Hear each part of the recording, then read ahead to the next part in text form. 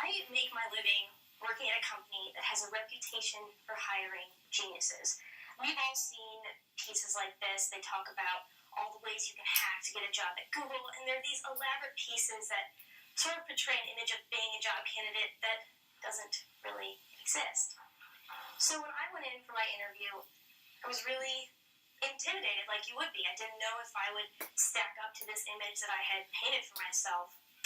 But of course, fast forward some time, and I've now worked there for a bit of time, and it's a good job. And it became my turn to interview people.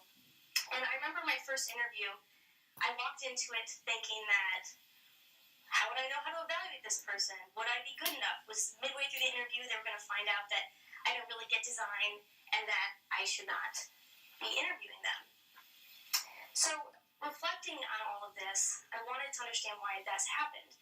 Why in the position of being the interviewer had I felt intimidated? And when I was the job candidate, I felt that same level of intimidation. So luckily there's a whole field of study about this, and that sensation of feeling like you don't deserve to be in the position you're in is called imposter syndrome. In 1985, Dr. Pauline Clance published a study called the imposter phenomenon. In this study, she detailed that really high-performing people, people that all of us would consider aspirational, don't always feel like they've earned the praise they've been given. And so she goes on to show that this causes maladaptive behavior and stress and overworking yourself and other toxic work-life balance habits. You see, a lot of really famous and successful people have exhibited this. Maya Angelou once said, I've written 11 books, and I think each time I've done it, they're going to find me out. I've run a game on everyone.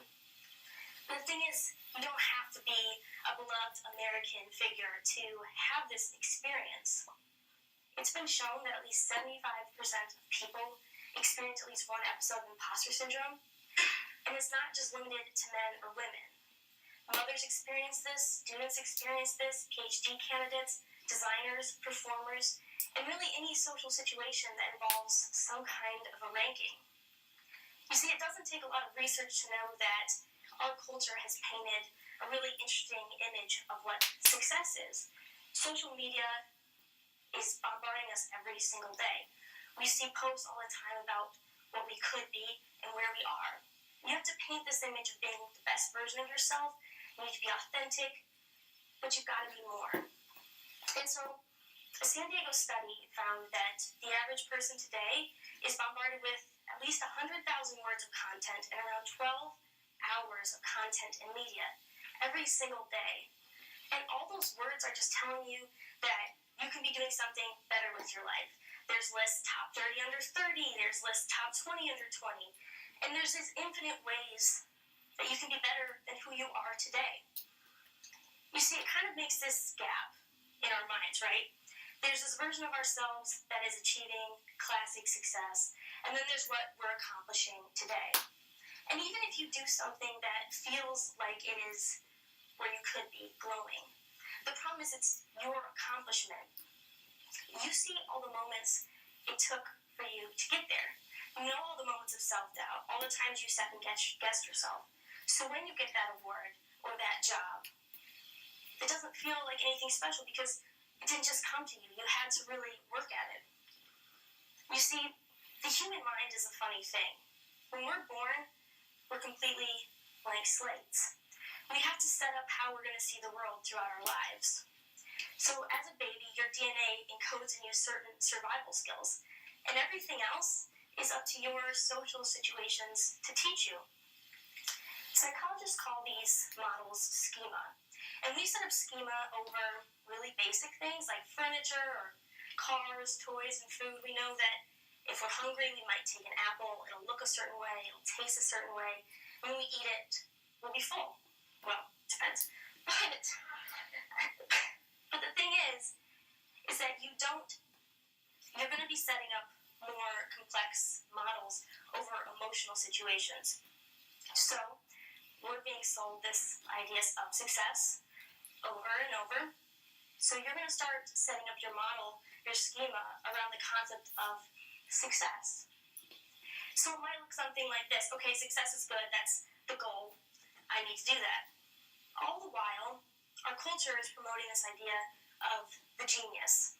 And this is pretty heavily saturated in today's world, this concept of these people who, they're on this planet and they just get it. We've got Steve Jobs, we've got Elon Musk, these people who just accomplish things and they don't have to second guess themselves. They deserve the positions they're in. So we set up this schema and we're not the genius.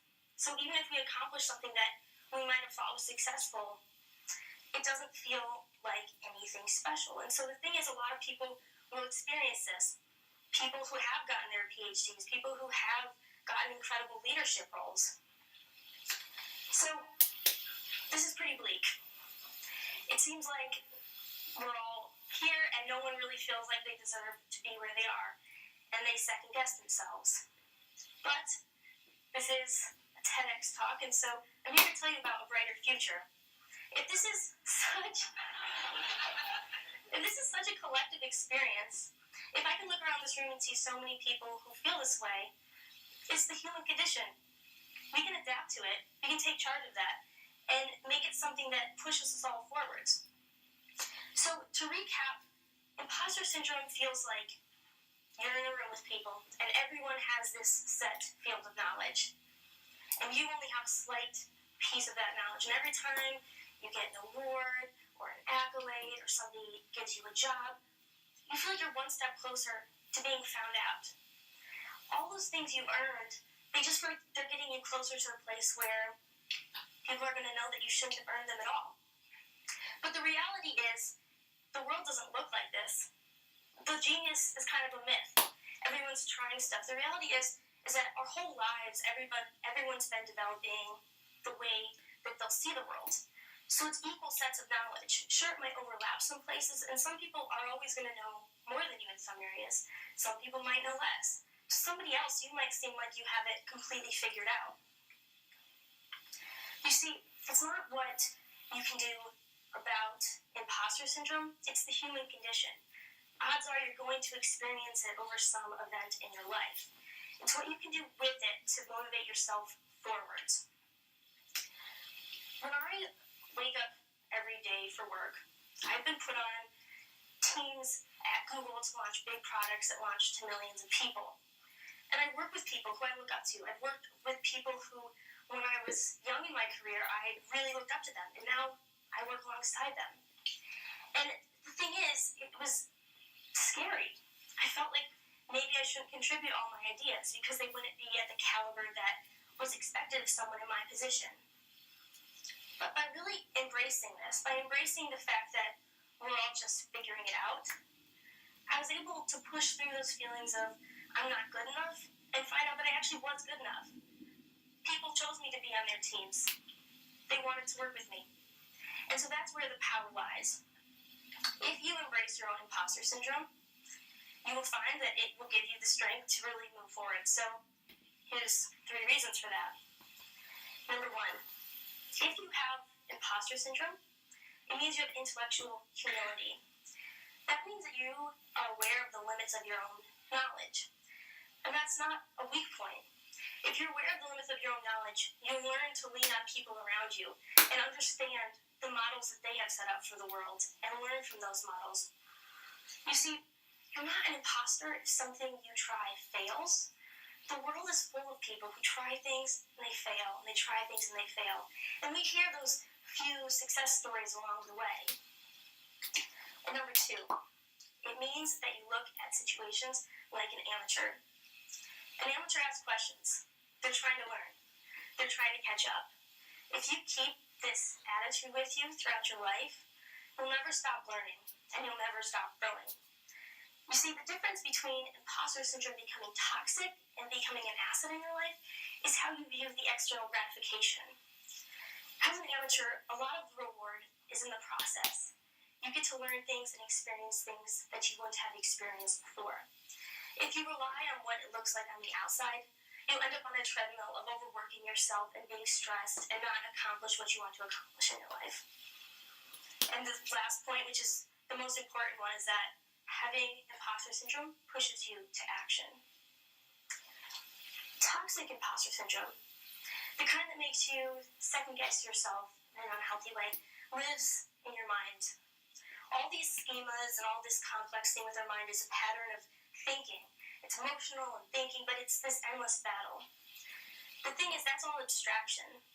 Once you're putting in the work and taking the action, all those second-guessing yourself doubts, there's no room for them. When I decided to do this talk, I thought, how would I have something to share with a room full of people who all are successful in their own right? And I felt worried about it.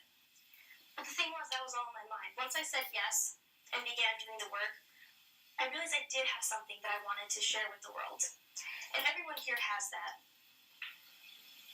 So, next time you feel like an imposter, next time you feel like you don't belong, next time you feel like you're not good enough for the position you've been placed in, take a deep breath.